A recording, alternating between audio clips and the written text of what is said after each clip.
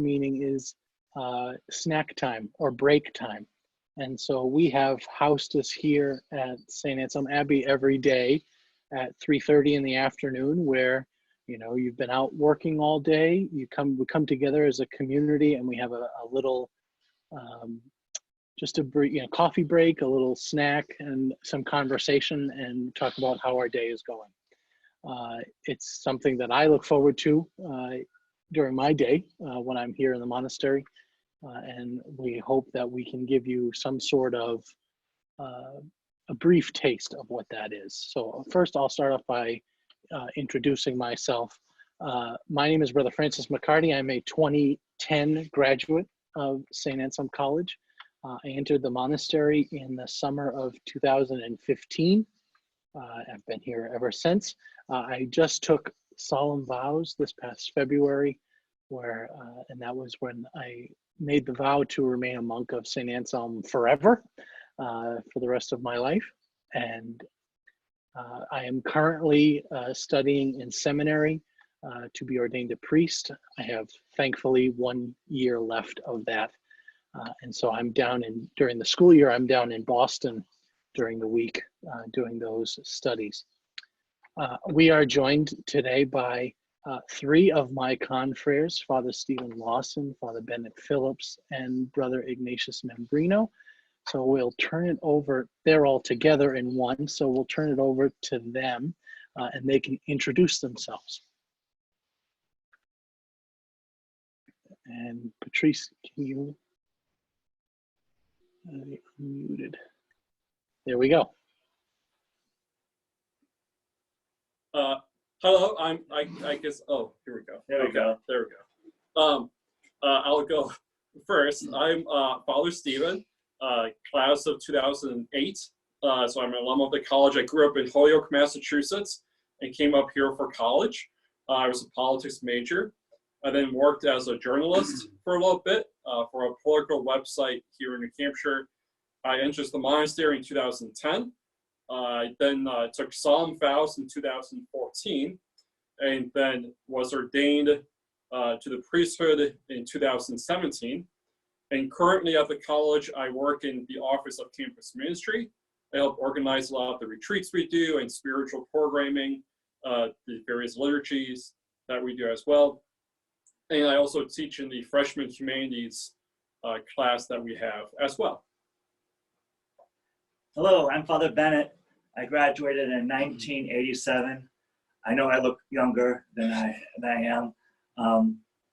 I graduated in 87 and I entered the monastery in my second semester of my senior year. So I moved out of Dominic Hall into the monastery, proverbial frying pan to the fire, if you will. I've been here since. After novitiate, I went to seminary in Boston, and I was ordained in 1992. I have worked in the college in different administrative positions since. I've been in campus ministry, residence life, admission, the registrar's office, and currently I'm working, at least for the time being, in advancement and alumni services. I had a stable work history, I guess, but we'll leave those thoughts to others to decide. So good to be with you. I am Brother Ignatius. I grew up in Billerica, Massachusetts, and like Father Stephen, I graduated in 2008. I entered the monastery in the fall of 2012. I professed solemn vows in the summer of 2018, and I've been working on the staff in Geisel Library as assistant to the archivist for about 3 years now. I'm from Cleveland, Ohio, I think that someone was wondering. Father Bennett is one of our only non-New England members of the monastery. Thanks to the three of you for those introductions. We want to remind everybody, if you have a question, you can submit it in the chat box, which is below. We'll be happy to take your questions. What I thought maybe we could talk about, and it doesn't have to be everybody, this is a question for any of you. what's life in the monastery been like during this time of quarantine? Have you made any adjustments? Are things about the same? What do you think? Well, it's been very, very quiet on campus, that's for sure.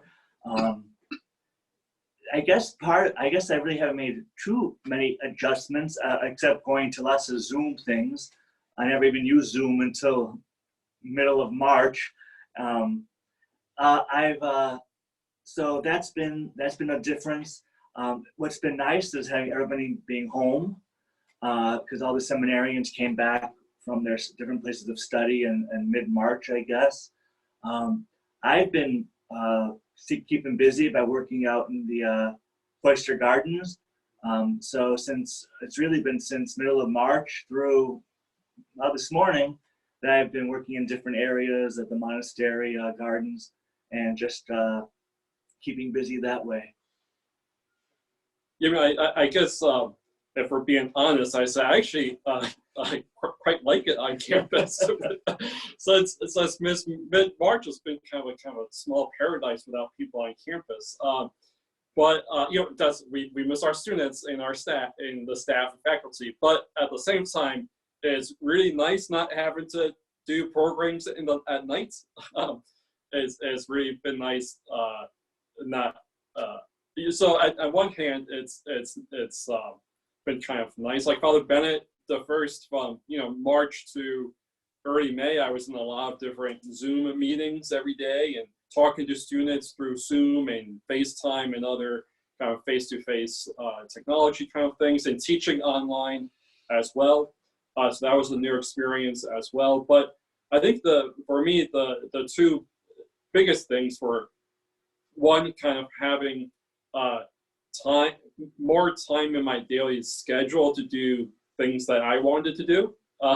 So during this academic semester, especially in campus ministry and the other offices, you're working the whole day, and at night as well, and so it can get pretty busy, and so you don't have time necessary to kind of exercise or to do more reading or things like that, and so it's been kind of nice to have time to do a lot of reading. So I've gone through all the books I got from the library before they closed. I know, Charles, open up. I need more books and CDs. Yeah. Seriously, I've watched all my DVDs. So that's always help. So I've been able to do a lot of reading, and also been doing, every day I've been going out for a walk as well. I also find I have more time to do Lectio, especially in the morning as well. And so it's been kind of nice on campus, kind of in my own daily lives. And in the monastery itself, like Father Bennett said, it's been nice having everyone, everyone who is home, who is able to be home, is home.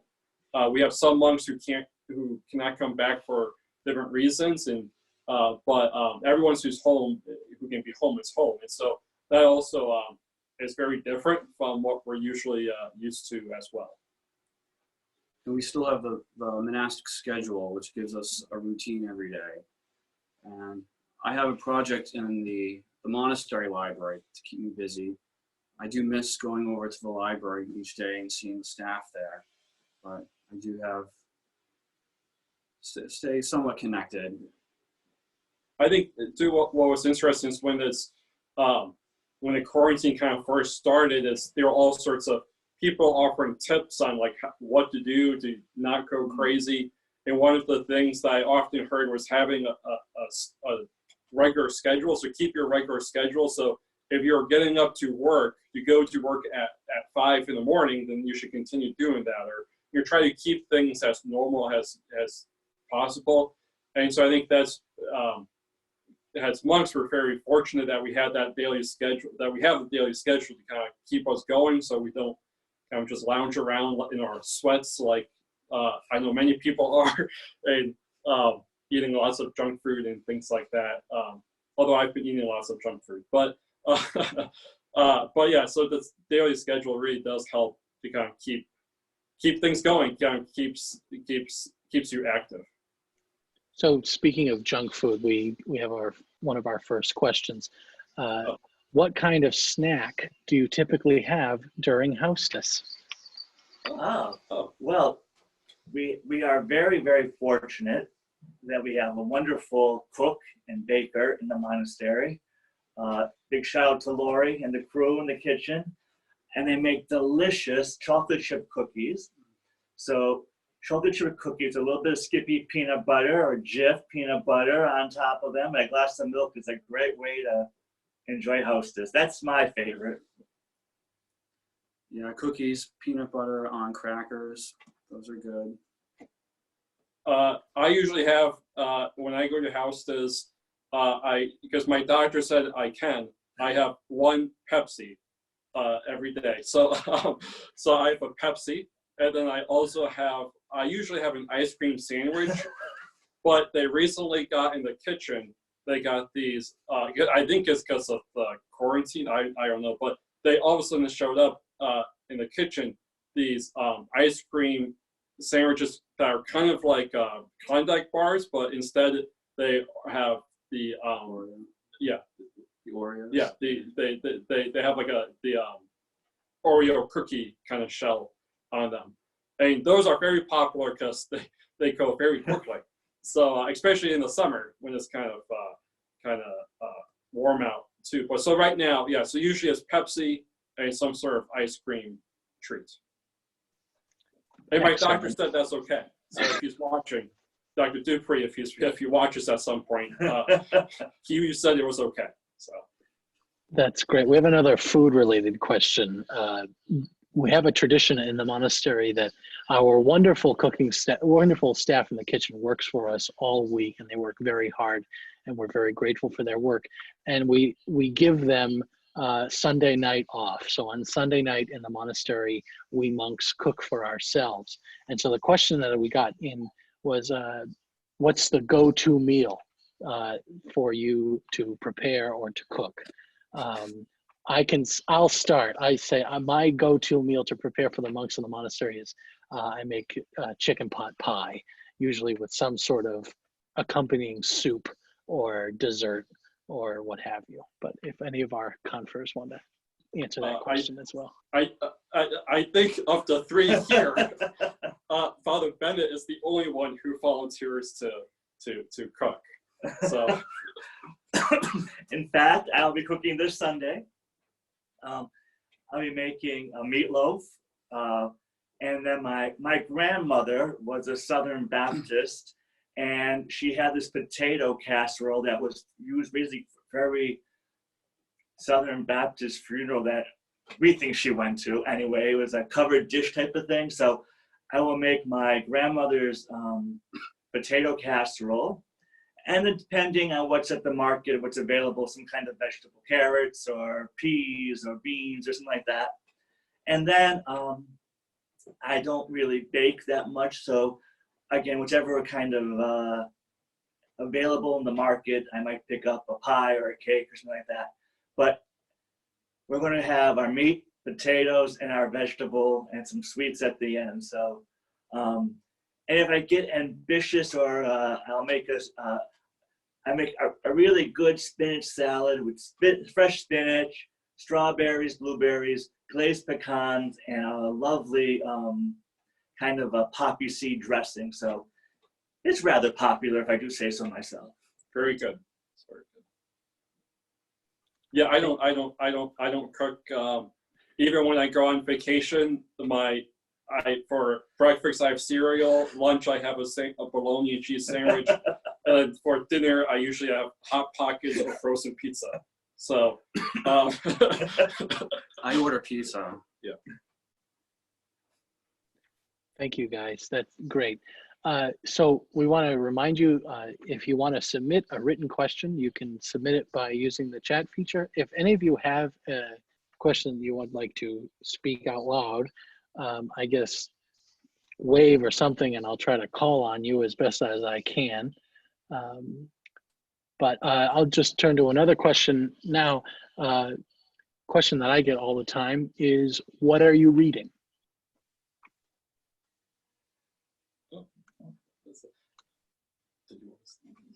I'm reading one of the Harry Potter books right now. Which one? The fourth, Goblet of Fire. I've seen that movie. I just finished a book. It was kind of a search for the Holy Grail, kind of this set. It's kind of like the Da Vinci Code meets the Name of the Rose type of thing. It was pretty good. I enjoyed it. It was about the search for the Holy Grail, and it went back and forth between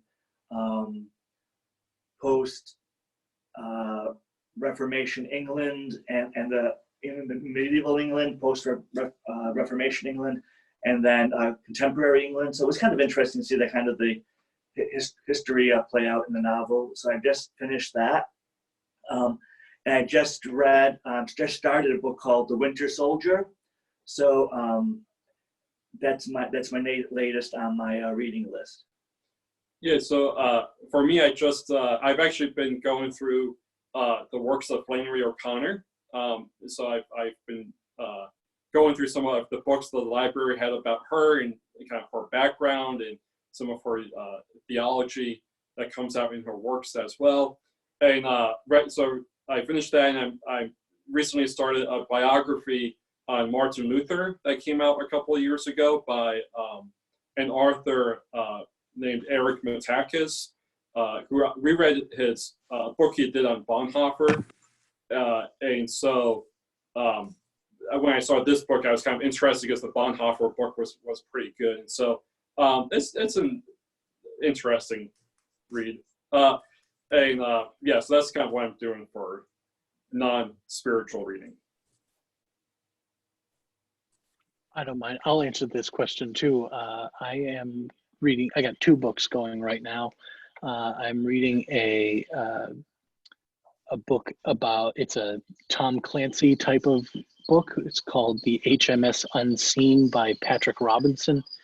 Patrick Robinson is a Cape Cod native, and it's about a group of terrorists that steals a submarine and the bad things that ensue. And then the other book I'm reading is about. It's got a great title, which is partially why I picked it up. It's called When God Wrecks Your Romance. And it's about a man and a woman who were dating as teenagers, and she discerned the vocation of marriage and he discerned the vocation of priesthood and religious life, and the journey that they sort of went on in that what can be a trying time, I guess you could say. So thank you, the 3 of you, for the answer to that question. We got Jane wanted to ask a question. So Jane, if you can unmute yourself, go ahead. Sure, thank you very much.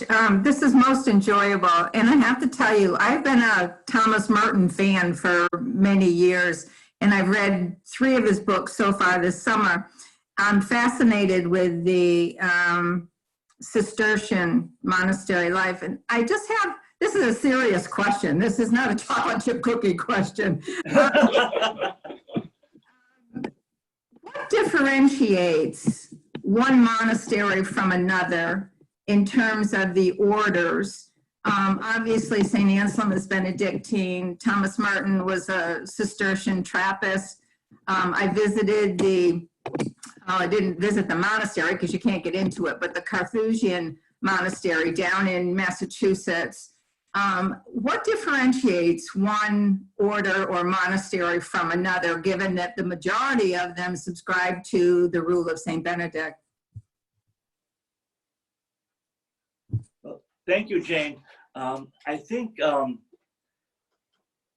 since we do follow the rule of Saint Benedict, but I think it's in the interpretation of that rule that differences may and take place, and historical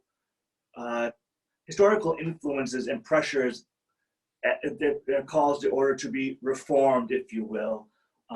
And so I think, for like the Black Benedictines, as opposed to the Trappist or the Cistercians, the strict observance, I would say their life is much more characterized by individual and silence and solitude. While they do live in common, they don't have like a common recreation period like we would have. There's much more emphasis, I think, on longer periods spent in Lectio Divina and silent prayer. They don't have, we have a very active, complex apostolate running, a college, most of the, from my experience, the Trappists have much more they call like monastery industries. So vestment making or jelly making, candy making, things like that, that really don't take them outside of the monastic enclosure. And I think, again, from what my experience of the Cistercians, the strict observance is they work and they pray, they work and they live a much more silent life than we do. They do have prayer in common, but they don't have a lot of, as I understand, like common recreation. They work in silence, except for giving instructions or, what needed to be done. So I think that's one of the major differences. I think if you looked at the Cistercians, the common observance, you would see them much more akin to our interpretation and living of the rule. And I think if you go to the Carthusians, you're going to see a more emphasis on the solitary. And I believe they only come together maybe for Mass on Sundays and their common walk once a week. So it's much more of an individual quest, where we have a very common quest. Thank you. That's very, very helpful. I do notice that the Benedictines that are up in Vermont do not wear the full black habit. What is the difference? I would say house custom. Okay. Each house is autonomous, and as Benedictines, we guard our autonomy very, very closely. It's very, and each house, even within the Benedictine order or congregation that we belong to, the American Cassinese, each house has their own kind of flavor or customary. And so while we all are Benedictines, there's kind of like variations on the theme. That's most helpful. Thank you so very, very much, Father Bennett. Yeah. And also to like I was thinking too. So for seminary, I went to St. Myriad Seminary in Indiana, and they're Benedictines. But for instance, at noon prayer, you're allowed to come in jeans or khakis and like a t-shirt or a sweatshirt. Like you don't have to wear your habit. Where here at all of our prayers, you have to wear your habit. So that's just their custom that came, that they have accepted. Where so that's the question about the habit is kind of different. Some monasteries have different rules, and even in different countries. I know I studied with some monks from Africa, and in their community, they don't wear their habit to meals because they wear a white habit, and so when it's mealtime, they don't wear their habits because of because they might get dirty. So during meals, they just wear like a green kind of t-shirt kind of thing. But at other times, they wear the habit. So it totally depends on the monastery. That's how they don't spill spaghetti sauce on it. Right? Thank you, Jane. We got a question in the chat from Robert. Robert is reading what I would call a monastic classic. He's reading Strangers to the City by Michael Casey. And he wants to ask, Michael Casey in that book discusses that the monastic life entails embracing a different mindset and view of life. He is curious whether these times that we're in have led to any new or different insights as monks. Well, I think it's not necessarily a new insight, but perhaps a new refined insight. And is that how connected we are as a people, as a global community, as a kind of a global village. How, it's amazing to me anyway, how this, and I'm not a scientist, or how this virus started in one area of China and just kind of has gone through the entire world basically, and has affected people, more or less the same way. And so it's just that how very much connected we are with people who have very different culture, society, lifestyle. And so that was one of my kind of takeaways, is like how intimately we are connected. And so even how diverse the world may be, there is a connection that unites us. And if we can just kind of remember that more and more, I think we would be better served. I also think another kind of refined insight for me is not necessarily a new insight, but how the poor or the marginalized or those who may not have as much access to healthcare have really suffer much more than I was aware of. And so just another poignant reminder of the disparity of that still exists, that exists in our world. And so it's kind of a, like I said, not a new insight, but it kind of hit home in a little bit different way during this pandemic, seeing how people with limited access to healthcare or insurance have to deal with this, and those who also have been, perhaps some people who are underemployed have also had to deal with the consequences. So I think it highlighted for me once again the great disparity that we have to work in some way to bring together. And I think that some way, I think the monastery is a way to maybe bridge some of that together, because we have people trying to live together from various different backgrounds, tastes, temperaments, abilities, likes, dislikes. Somehow it works. Some days better than others, but so that's kind of my thoughts regarding Casey's insight. Yeah, I think for me as a monk of here at St. A's, actually, this whole kind of fires thing reminds me about how much people rely on us for support. And what I mean by that is, especially when things kind of first started closing back in March, was a lot of how many we got a lot of requests for prayers from people, but also just emails and notes from people saying how much they miss coming to Mass or how much they just miss just seeing us. And I think too, so it's a reminder that how much people look to us, look to the monastery for guidance and help, and even just also has it reminds me too about how much we as monks rely on other people outside the monastery. So we've been very fortunate where we have continued having our kitchen staff come in to help cook for us. And a lot of monasteries, they completely shut them off, where the monks did everything and their whole staffs went home. And so during this kind of virus, it reminds me about how much we rely on other people. We rely on the college community as well. We're the only ones living on campus now. And so at first, it was a very eerie feeling, because you walk around and it's at first strange. You walk around, you're like, well, as a Friday night, I would usually be able to hear the students up in uppers partying, and you don't. So yeah. Okay, thank you. Again, if you have a question and you want to ask it verbally, please raise your hand. Patrice is on the lookout as well. But we have another question in the chat box from Tiffany Lewis. Tiffany, thank you for your question. This is an old favorite that we get all the time. It's, what brought you to the monastery? And the second question she has is, if you didn't become a monk, what do you think you would be doing now? So if anyone of you want to answer that question, go ahead.